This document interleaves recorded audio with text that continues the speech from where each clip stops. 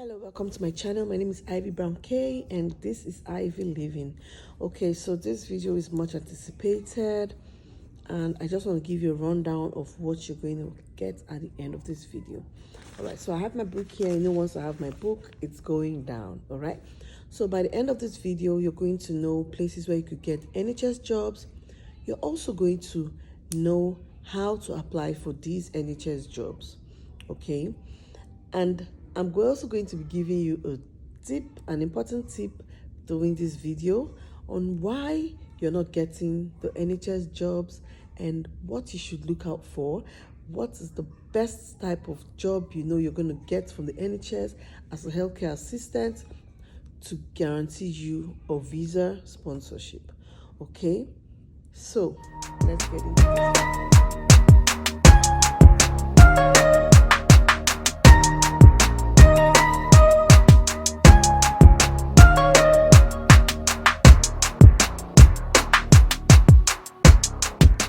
So the NHS is the largest employer of labor in the United Kingdom, and a lot of people are looking to cop NHS jobs as healthcare assistants, senior carers. Okay, now I'm going to be telling you where to search for NHS jobs, and I have a couple of them written down here, which I'm going to also be putting up on the screen. Okay, so the first place is the jobs.nhs.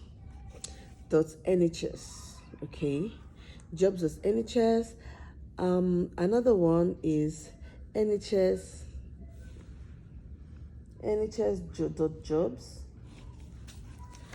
Yeah, we have nhs.jobs. Another one is apply.jobs.scot.nhs.uk. Don't worry, I know it's a lot. I'm going to put it here so you could just write it down. Take a pen and paper and write down these websites. Okay, the next one is Health Jobs UK, and then we also have the NHS bsa.nhs.uk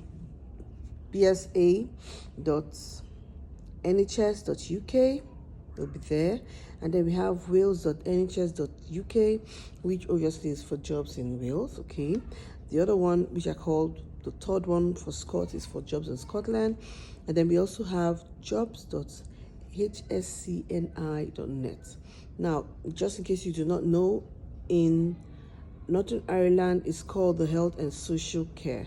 Okay, so it's not called NHS there, it's called Health and Social Care. So that's where, up here is where you can get jobs for Northern Ireland. And then the next one is app.track.jobs. Okay, track job is very good. There you see all sorts of NHS jobs for every single NHS trust that uses it. Okay, now I'm going to be giving you a few tips on things to watch out for so that you know the jobs that are going to guarantee you visa sponsorship, because not all jobs are created equal with the NHS. All right, so first off, you should know that NHS has their payment bands. Okay, I'm going to share my screen so you can see what the different payment bands are. All right, so looking up there at the payment bands, you can tell that some jobs do not qualify for any visa sponsorship. Okay, just in case you've not seen the previous video, you need to go to the link in the description after this and see the playlist of this step-by-step process. Okay, now for a job to qualify and for the health and care sponsored visa, you have to be earning at least £20,480 per annum. Okay, or £10.10 per annum.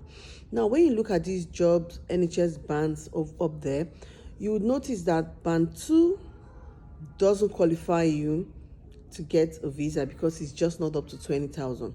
Now, band 3 also looks like it doesn't qualify you, isn't it? Because it's saying 20,300 and something, which is just a little bit shy of what the UKVI office has asked.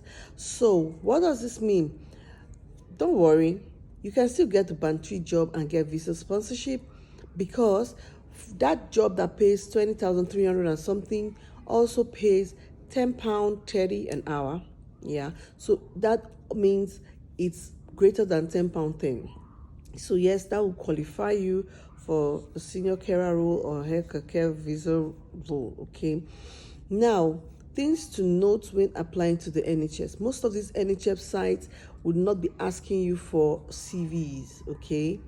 Yeah, but they have an internal CV builder. So you're going to be filling out very lengthy forms. I know it could be a hassle. The forms are really, really lengthy. But that's because the NHS has specific things that they need to find out from you to grant you this visa, okay? They need to find out for you to grant you the job, rather, not a visa, to grant you the job, okay? So when you fill up those forms, behind the scene, it's actually building a CV for you, and those are the things they need to know and find out, which is why you have to take your time when filling the forms, okay? Especially when it comes to the personal statement. Don't just feel like you can just give 3 lines when they've given you 500. Okay, they've given you 500 words and then you're just filling less than 100 words. That means you're not selling yourself. Okay, when you get to the point where you're to put in the personal statement, that is where you're going to sell yourself. That is where you're going to be explaining how you came to become a healthcare assistant, especially if you didn't study to be a healthcare assistant or a nurse or something like that. So if you know you're trying to switch roles, this is the right time to explain all that to them. This is the place you can captivate them. Your name is not going to captivate them, no. Okay, this is a place where you can get them, pick their interest, and so you need to use this wisely. I know that it can be tedious filling the forms over and over again. Luckily, most of these websites would actually ask you if you would like to use a pre-filled form. So if you've made one application before, it will ask you if you would like to use the same details you used there, and so simply say yes. Okay, then when it comes to the personal statement, you have to, that's not going to come back into that form because they expect you to give them something different. So what you could do is have it in your notes on your phone or your laptop somewhere where you could just copy it and paste it out and make some changes so that it's different from what you've done before. All right, also you need to note that the personal statement has to be in line with the person's specification. When you see an NHS vacancy advertised, you would usually see attachments with personal person verification. That's basically what they expect, what they anticipate, who they are looking for. Take your time and read those things, okay? Take your time and read the job specification so you know exactly what the job's about, you know exactly what the job entails and things like that. It's very important. Don't just do this haphazardly, okay? A thing worth doing is doing what well. So just fill your forms, take your time and do that, okay?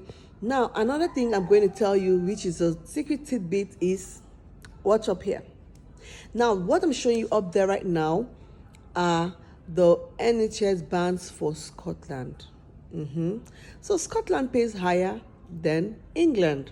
Okay, so a lot of people do not know this, but NHS Scotland pays a little higher. The agenda for change is higher than England, and so you're going to get better jobs in Scotland. Okay, so another thing you also need to note is that there are certain roles that would pay even more.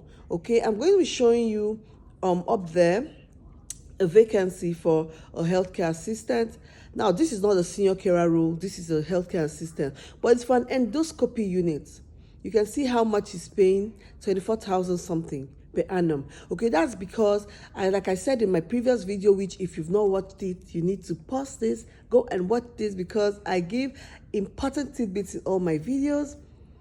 Like I said, it would be better for you to specialize, okay? So now, someone who has specialized in endoscopy is obviously going to have more experience working in an endoscopy unit. And you can see that the NHS Trust there is willing to pay as high as 24,000 per annum for a healthcare assistant that is professional and has known how to, gotten relevant experience in an endoscopy unit. Okay, so yes, there's space for you to grow in your career with the NHS. All right, now I'm also going to be telling you some advantages of working with the NHS. Okay, so first off, a lot of people say that the NHS doesn't pay really well and this and that and that and that. Well, if you're a doctor, if you're a nurse, maybe. But if you're going as a healthcare assistant or a senior carer, the NHS pays pretty well. Okay, most care homes are paying 10 per annum, things like that, which the NHS would also give you. Okay, the NHS will match that. Also, but with the NHS, one advantage is that their contracts are for 37.5 hours. Oh yeah, please, just before I forget, you also have to make sure that these jobs fit the criteria I said in my previous video. Not all jobs with the NHS will guarantee you sponsorship. So if you watch that video, you know what I'm talking about. The job needs to fit all those criteria in the previous video. So yeah, you need to watch that video. It's really good. Okay. So the NHS gives contracts for 37.5 hours, which is great, as opposed to care homes that are trying to get you to get 48 hours and 50 hours. Now, I know you might be feeling, but why? Why is it better? Well, because that means with the NHS, after you've worked 37.5 hours in a week, you've done your quota. You've done what your contract asks. Anything after that is considered overtime. And most NHS trusts pay 1.5 for overtime. This means if your salary is £10.50 per hour, when you pay overtime, when you work overtime, you're going to give you half of that plus the regular. So half of that would be 5.25. So that means at the end of the day, for overtime, you're going to be earning 15.75, which is pretty good. Okay, so consider that when you're thinking of where you would like to work. All right, so also I would like to note that with the NHS trust, they will sponsor you. Yeah, NHS trusts are going to sponsor you. So you're not going to be having the issues of, oh, pay this amount for your COS, oh, pay this or pay that. Don't allow anybody fool you. No, don't allow anybody fool you. The NHS is going to pay to get you into the country. The NHS is going to take care of you. They take care of their staff. Yeah.